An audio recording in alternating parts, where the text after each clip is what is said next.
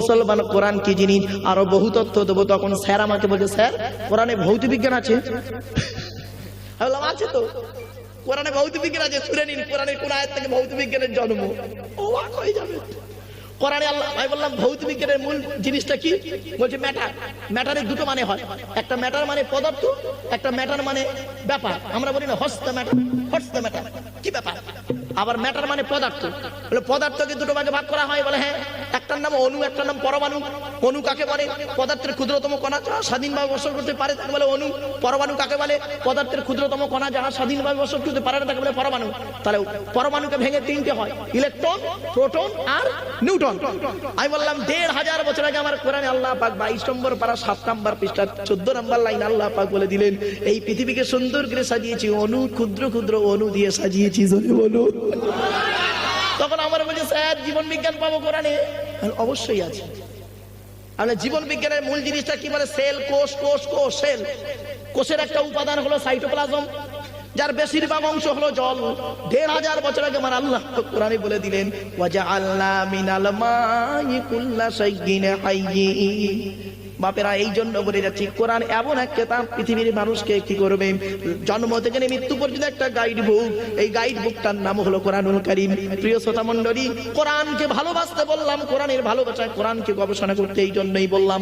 আজ 20টা বছর ধরে কোরআনের তাফসীর করতে গিয়ে এই অনেক তথ্য পেলাম বাপ। তখন মনে হয় রে মাওলানা সাহেবগুলো কেন কোরআনের তাফসীর না করে খালি স্টুডিওতে ওর গোজা মারে কেন, ওর গোজা মারে কেন? এই জন্য আলোচনা করছিলাম কার? মোমেনের। কার কার কার? মোমেনের। মোমেনের খাবারের আলোচনা করছিলাম, তাই না? সুদ খাওয়া হারাম, ঘুষ খাওয়া হারাম, বিয়ের পণ নেওয়া হারাম। এতগুলো হারাম করতে করতে হুকমারা কারেন্টটাও ঢুকে পড়েছিল। এবার একটা হারাম বলছে, আল্লাহর নবী বললেন মিশকাত শরীফ কিতাবুস সাইদার জাবায়ের 7 নম্বর হাদিস, মুসলিম শরীফে হাদিসটা পাবেন। আল্লাহর নবী বলেছেন, লানাল্লাহু মান সারাকা মানারাল আরদি। ওই সমস্ত লোকেদের প্রতি খোদার গজব যারা জমির আল চুরি করে করে জমি বাড়িয়ে নেয়। কত আলচোর চাচার বেটা বসে আছে, আল্লাহই ভালো জানে। দেখছে আর একটা আসছি, চাচার মনে আসে কেমন হারাম বেরোচ্ছে দেখুন। আমরা শুধু বাজারে বলে বেড়াই এইগুলো হারাম, কিন্তু হারাম আরো কতগুলো দেখুন। চাচার মনে আশা জন্মেছে শুক্রবারে জুম্মার নামাজ পড়বে কলকাতার নাকোদা মসজিদে ইমাম সাহেবের পিছনে। কি না আশা চাচার মনে।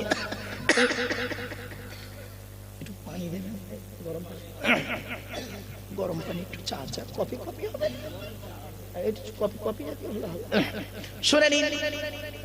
চাচার মনে আশা জন্মেছে শুক্রবারে জুম্মার নামাজ পড়বে কলকাতা নাকোদা মসজিদে ইমাম সাহেবের পিছনে।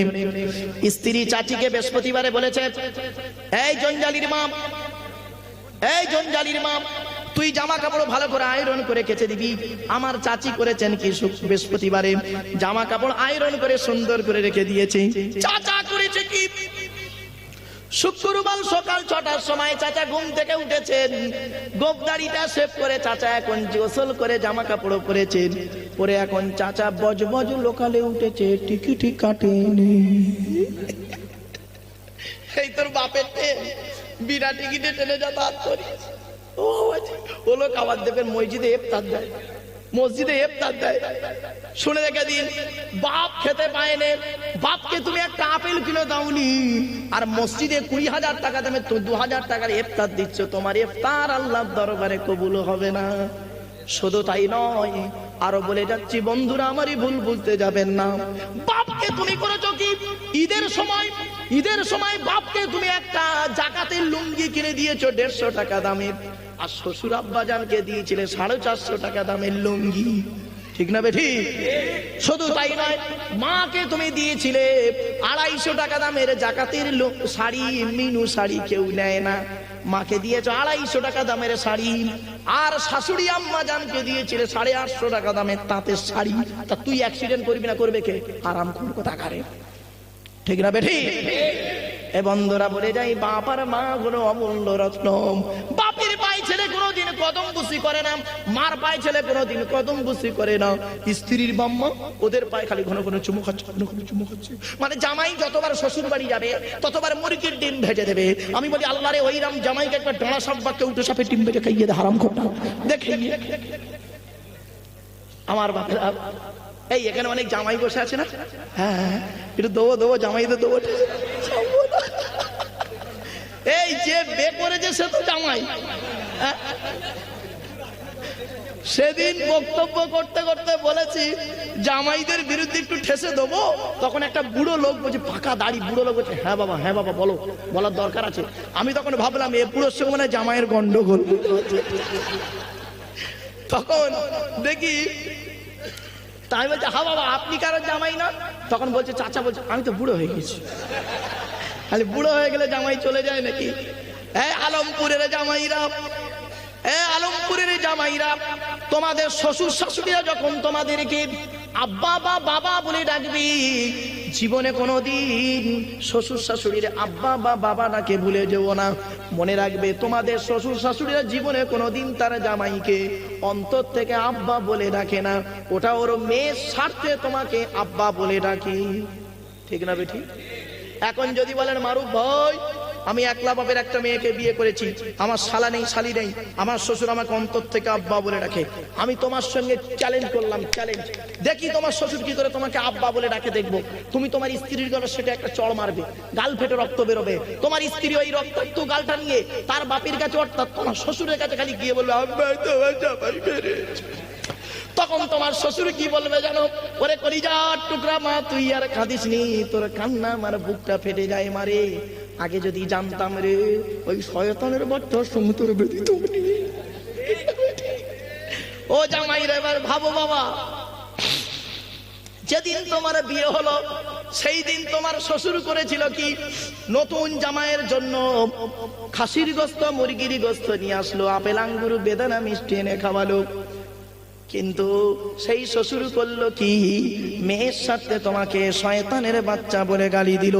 প্রিয় শ্রোতা মণ্ডলী শুনে নিন, আহারে ও বন্ধুরা, তোমাদের শ্বশুর শাশুড়ি যখন তোমাদেরকে আব্বা বা বাবা বলে ডাকবে, জীবনে কোনোদিন শ্বশুর শাশুড়ির আব্বা বা বাবা নাকি ভুলে যাব না। মনে রাখবে তোমাদের শ্বশুর শাশুড়িরা ওটা অন্তর থেকে কোনোদিন আব্বা বলে ডাকেন, ওটা মেয়ের সাথে তোমাকে আব্বা বলে ডেকেছে। কিন্তু যেদিন তোমার জন্ম দুঃখিনী মা, জন্মদাতা বাপ যেদিন তোমাকে একবার আব্বা বা বাবা বলে ডাকবে, বাপ আর মায়ের আব্বা ডাকটা হলো আল্লাহর রহমতের অন্তর ফাটা ডাক। বাপেরা বাম্মার ডাকটা হলো অন্তর ফাটা ডাক। আদৌ জামাইদের খারাপ বলা উদ্দেশ্য নয়, একটা অ্যাঙ্গেল থেকে কথাটা তুলে আনলাম যাতে করে বাপ আর মা কি চিনতে পারে রে বাম্মা হলো অমূল্য রত্ন। আল্লাহর নবী বলেছেন, আন ইবনে আব্বাস রাদিয়াল্লাহু তাআলা আনহু قال قال رسول الله صلى الله عليه وسلم ما من ولد بر ينظر الى والديه نظر رحمة الا كتب الله له بكل نظرة حجة مبرور। নবী বলেন, সকালবেলা ঘুম থেকে উঠে যদি কোনো ছেলে মেয়ে তার বাপ আর মায়ের মুখের দিকে যদি একবার দয়ার নজরে তাকায়, আল্লাহর নবী বলেছেন ওই ছেলে মেয়ের নামায় আমল নামায় একটা মকবুল হজের সওয়াব লিখে দেওয়া হয়। আর সকালবেলা ছেলে যদি ঘুম থেকে উঠে ওর বুড়ো বুড়ি বাম্মার মুখ দেখলে হারাম করটা কি বলে জানেন? দিনটা বেকার হয়ে গেল, দিনটা বেকার হয়ে গেল। ওর বইয়ের মুখ দেখলে দিন খুব ভালো যাবে, বইয়ের মুখ দেখলে বলে সকালে উঠিয়ে আমি মনে মনে বলি সারাদিন আমি যেন বইয়ের কথায় চলি। আদেশ করেন যার মোর বউ গুরুজন, বইয়ের দেখায় যেন দেখি বৃন্দাবন। কবরে ঢোক, আদা রসুন বেটে দেবে, খোদা ঢোক কবরে। বাম্মা হলো অমূল্য রত্ন। কথাগুলো শুনতে খারাপ লাগবে বন্ধুরা, একজন মুমিন ব্যক্তি জীবনে কোনোদিন বাপ আর মাকে গালি দিতে পারে না। ঠিক না বেঠি? একজন খাঁটি মুমিন জীবনে কোনোদিন বাম্মার অবাধ্য হয় না। ওরে বন্ধুরা শোন, ও যুবক ভাইরা শোন রে, বাড়ি থেকে যখন বেরোবি বাপ আর মায়ের দোয়া নিয়ে বেরোবি রে।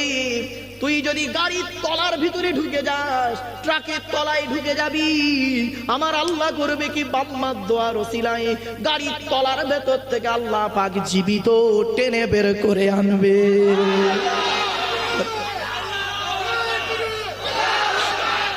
আমার বাপেরা, বাম্মা হলো অমূল্য রত্ন রে। বাপ আর মাকে কোনোদিন কাঁদাস না। কত ছেলে এখানে আছে, দেশের বাড়িতে আছে, এখানে কাজ করে নাই, কত ছেলে এখানে আছো বন্ধুরা, দেশের বাড়িতে বাপ কাঁদে মা কাঁদে, তারে তো কোনো দিন দেখলে না।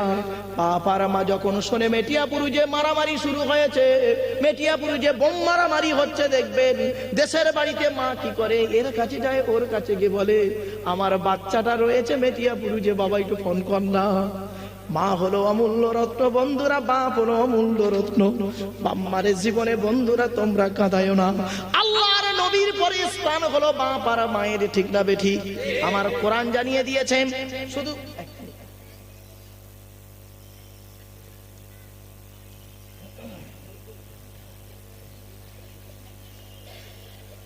বিশাল গরম রে,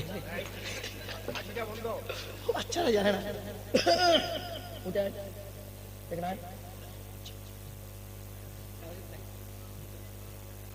তোর নাম কি?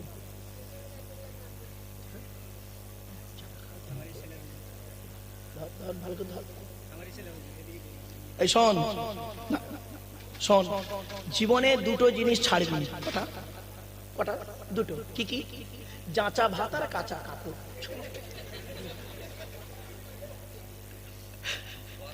শুনে নিন, বাচ্চাটাকে কেন দিলাম জানেন? কার বাচ্চা আমি জানিও না। ও যাই হোক, মনে রাখবেন, ঘুমিয়ে আছে শিশুর পিতা, সব শিশুরই অন্তরে। আপনি যদি পরের বাচ্চাকে ভালোবাসেন, আপনার বাচ্চাকে লোকে ভালোবাসবে, ঠিক না বেঠিক? আপনি পরের বাচ্চার ঘৃণা করবেন, লোক আপনার বাচ্চাকে লোকেও ঘৃণা করবে। ডাইরেক্ট ঘৃণা করবে আর ইনডাইরেক্ট ঘৃণা করবে। বলে দিলাম একটা কথা, জীবনে নয়। আল্লাহর নবীর আদর্শ কি ছিল জানেন? আজকে সেই নবীর একটা কথা বলি। আল্লাহর নবী যখন মদিনার বাজারে বেরোতেন, বাচ্চা বাচ্চা ছেলেদের দেখতে পেলে, নবীর কাছে মুসলিম হিন্দু কিছু পার্থক্য ছিল না। নবীর কাছে বাচ্চা ছেলে সমান, বাচ্চা ছেলে নিষ্পাপ। নবীজি কি করতেন জানেন? বাচ্চা বাচ্চা ছেলেদের দেখতে পেলে নবীজি বলতেন আসসালামু আলাইকুম। বাচ্চারা বলতো ওয়ালাইকুম আসসালাম। নবীজি বলতেন তোমার নাম কি? বাচ্চারা তার নাম বলতো। তারপরে বলতো তোমার আব্বা মা বেঁচে আছে?